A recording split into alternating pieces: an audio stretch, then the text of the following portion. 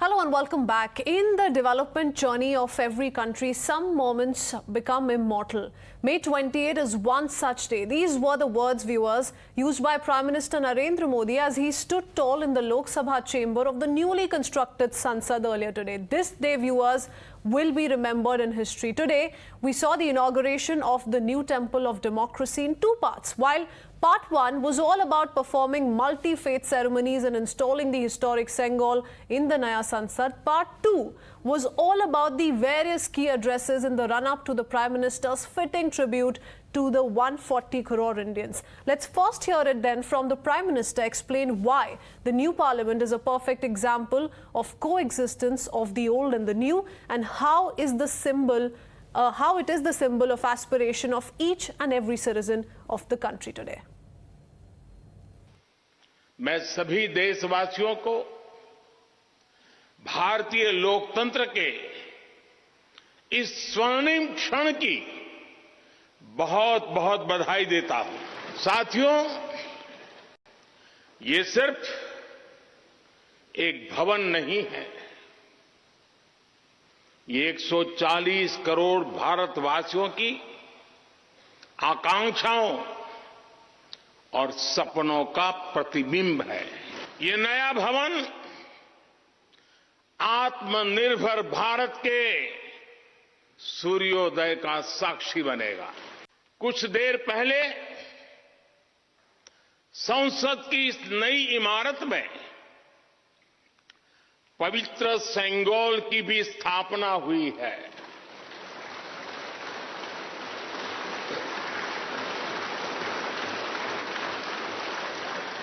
महान चोल साम्राज्य में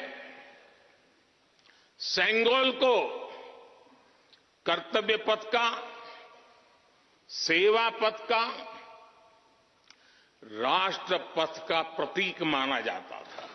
ये हमारा सौभाग्य है कि इस पवित्र सेंगोल को हम उसकी गरिमा लौटा सके हैं।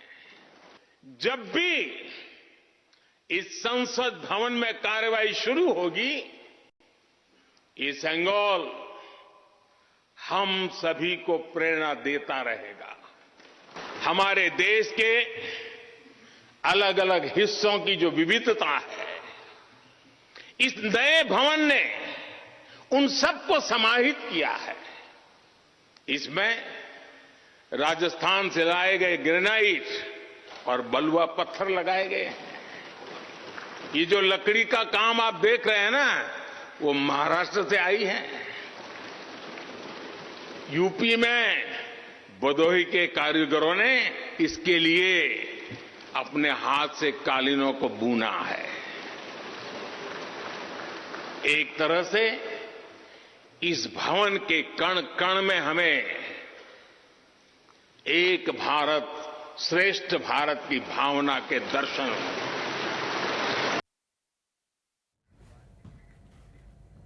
Well, today we saw several religious heads and dignitaries apart from the parliamentarians attend the inauguration. But remember, the event was boycotted by 20 opposition parties. And to no surprise, some from the boycott brigade were quick once again to sharpen their attack on the Prime Minister by calling him an authoritarian who was only concerned about his image and publicity. And some others in the RJD went all out by comparing the all-new Sansad to, believe it or not, a coffin. आज महामहिम राष्ट्रपति महोदया का अपमान हुआ है। लोकतंत्र आज रो रहा होगा कि 21-22 विपक्षी पार्टियों ने आज अपील किया था, मांग किया था कि महामहिम राष्ट्रपति महोदया के हाथों इसका उद्घाटन किया जाए, नए संसद भवन का। लेकिन विपक्ष की मांगों को, उनकी बातों को अनसुनी करके मनमानी और हिटलरशाही तानाशाही रवैया अपनाकर आज जो किया गया, ये संविधान और लोकतंत्र के लिए उचित नहीं है, दुर्भाग्यपूर्ण है। संसद भवन विमर्श का जगह है, लोकतंत्र का बड़ा मंदिर है, और जिस तरह से इसकी तागुतीकरण की जा रही है, यह चिंता का विषय है। और मैंने पहले कहा कि संविधान का अनुच्छेद 79 कहता है कि सर्वे सर्वा संसद के राष्ट्रपति होते हैं।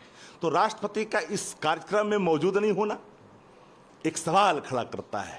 आप संविधान का, परंपराओं का, दोनों को आपने दरकिनार किया, तिलांजलि दी। देखिए, अगर नया पार्लियामेंट की तुलना कॉफिन से की गई है तो ये तो आपको बीजेपी वालों से पूछना चाहिए, नरेंद्र मोदी से पूछना चाहिए, अमित शाह जी से पूछना चाहिए कि इसका डिज़ाइन किसने किया। ये हम लोग से पूछने से तो कोई फ़ायदा नहीं है, वो लोग से पूछे ना कि इस तरह का वो डिज़ाइन क्यों बनवाए, वो तो वही बेहतर जवाब दे पाएंगे इसका।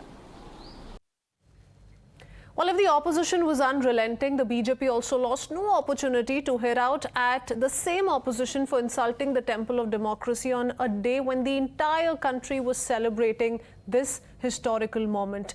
So before we talk about what the BJP has said, let's quickly open this up and really try and understand the opposition's criticism at this point in time. We have Tausifur Rahman, TMC spokesperson, along with political analyst Nikhil Jain, and we also have Shekhar Iyer, senior journalist, and MP and national spokesperson of the BJP, Aparajita Sarangi. So before I take it across to the BJP MP to really put this in perspective for us and how she's today looking at the criticism given what the entire country feels, I want to first up begin by asking Mr. Nikhil Jain this, that much of the allegations that were being leveled by many in the opposition, at least those 20 political parties, Mr. Jain, they were founded on the fact that it should have been the president and not the prime minister who should have inaugurated the new parliament building. But here's what the president's message was. The president said that the occasion of the inauguration of the new parliament building will be written in golden words in the history of India. While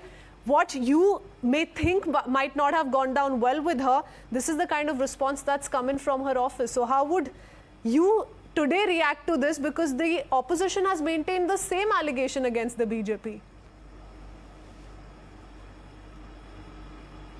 See, it is not about the question of the President Draupadi Murmu, the person's individual feelings. It is a question of constitutional propriety. President is the head of state of India. President is an intrinsic part of the Parliament of India under Article 79 of the Constitution. She is our first citizen and she should have been present. There is absolutely no reason why the President herself is given, or her office, or the Prime Minister, or their office, or the Lok Sabha Speaker, or their office, that why can the President of India and the Vice President of India, who also happens to be the chairperson of the Rajya Sabha, why can they not be present at such a momentous occasion? So far as today's event is concerned, and this being a temple of democracy is concerned, but I'm sorry, the parliament has been called the temple of democracy for many, many decades and for the right reasons. But what I saw today was not a figurative temple of democracy, but quite literally a literal temple. So many sayers and sages in the parliament getting precedence over the elected MPs, over the mandate of the people of India. See, I don't have any problem with religious ceremonies. The Prime Minister can have them at his private residence privately. We all know he's a religious man. He might as well do it. But when he is the head of government of India, a secular socialist country, a Republican the opposition, country, that's the last criticism, Mr. Jain, that must come in from the opposition camp. And today, perhaps Ms. Sarangi can come in on this, because the opposition has been of the opinion that, the government's approach towards this entire project has been anything but secular. But today we saw leaders from several religious backgrounds take part in the ceremony, and yet you're calling out that particular aspect, Nikhil Jain. But Ms. Sarangi, how would you respond to Nikhil? Swalia, where we could very clearly see what was at play. Oh, very good 40, evening. 50 Hindus. I don't quite know, Mr. Jain, what you were seeing is what I was seeing, because I was seeing religious leaders, representatives from several religions take part in the inauguration ceremony, and if that would have not happened, if it was just a Hindu seer, we all know how that would have gone down with the opposition. But Ms. Sarangi, please respond to Nikhil Jain. For a Muslim religious leader or a Jain religious leader to be there and take part, and what those religious seers from Tamil Nadu did, those are two very different things. It is different being the life and star of a party and just attending a party. Other people were there for namesake, for tokenism, while these religious leaders carried on the entire, Okay, so here's another allegation coming the BJP's way. Ms. Sarangi, how would you respond? Makes no sense. Do you think any sort of convincing is going to work out for the opposition, Ms. Sarangi? A very good evening. It said a man convinced against his will is of the same opinion still. To every action of Prime Minister Modi, there would be an equal and opposite negative reaction from the opposition parties. This is for sure. And these people are suffering from a disease called cynicism. Today is a great day for the country. You know, this is a milestone that we have achieved on the path of progress. Spread over 64,500 square meters of beautiful, magnificent parliament building has come up. And I think every Indian of this mother of democracy is proud of the fact that this was done in less than 2.5 years. Imagine, the foundation stone was laid by the Honorable Prime Minister on December 10, 2020. And lo and behold, within less than 2.5 years, a magnificent building comes up. I think people like us, people who would be sitting inside representing hundreds and thousands of people all over, are extremely happy and cutting across party lines. Now this seat of democracy, or rather the temple of democracy which has been constructed, is belonging to all MPs representing 140 crore Indians. This must be remembered, cutting across party lines. And today, we were all sitting in the Lok Sabha when Honorable Prime Minister actually spoke to all of us. And there are 888 seats, and most of the seats were filled up. What I'm trying to tell you is, apart from MPs, members of parliament from various political parties, other people from other walks of life are also present, and it's a moment of jubilation. It's a historic moment. And even at this juncture, if some people in fact choose to sulk, I think that is their choice, and we can only pity them. We sympathize with them. I mean, they all should come out into the open and ask themselves whether they are doing the right thing. Okay, so sympathies for all those who could not witness this grand occasion, this grand event, because it most certainly is historic, and you know there are going to be member of parliaments who are going to be taking part in the parliament proceedings in the very same premises. But I do see Tauseefur Rahman nodding and completely disagreeing with Aparajita Sarangi. So make your point. See, first of all, before I conclude my statement, I would like to say, I remember when Amit Shah, the Home Minister, Honorable Home Minister, once he said that the religion should be practiced inside your home, not on the street. And what happened inside the parliament today was a still hypocrisy, nothing else. But again, I don't want to argue on that because it's a self-centered Prime Minister we have in India. But I'll give you a quick statement. Please do not disturb anyone. You know, all these years, PM Modi used Mahatma Gandhi's spectacles in Swachh Bharat for his personal branding. Now they have dumped him and brought V.D. Savarkar in the discussion by inaugurating the new Parliament House on his birthday. Now, not inviting President Draupadi Murmu for the induction for the new Parliament building was an insult to the President office itself. Central Vista project seemed to be a vanity for the Prime Minister. Now, Parliament is not just a new building map. It's an establishment with an old tradition, values, presides and rules. It is the foundation of Indian democracy. Now, where are we standing today? And how many member of parliament was today beside those religious gurus and different walk of the people? See, I do believe end of the day, we have to enter the parliament. But when you talk about the constitution, are we going to follow the same constitutional rights? What is going to be so much different in this new parliament building? Okay. The question is that that pretty much should have been the focus, and that's actually been the focus, Tauseefur Rahman, all through the last few days. But unfortunately, many in the opposition decided to take away from what really this parliament building has to offer and to quickly put it to the president not being given the position to be in a spot wherein she goes ahead with the inauguration. But the fact remains, both the vice president and the president sent across their messages. They were read loud and clear while the inauguration ceremony was going on. But before I take it across to Shekhar Iyer, to talk about, you know, what the problem really here is and why the opposition is bringing in this issue of why these kind of religious ceremonies should be done within the four walls of a person's home. Before I take that across to Shekhar Iyer, what did Mamata Banerjee say while inaugurating the Platinum Jubilee building of Bengal Assembly, if I may ask Tauseefur Rahman? Sure. She said this is a historic moment, regretted the absence of any legislator from the opposition BJP at the ceremony. So what is the TMC doing in skipping this ceremony now?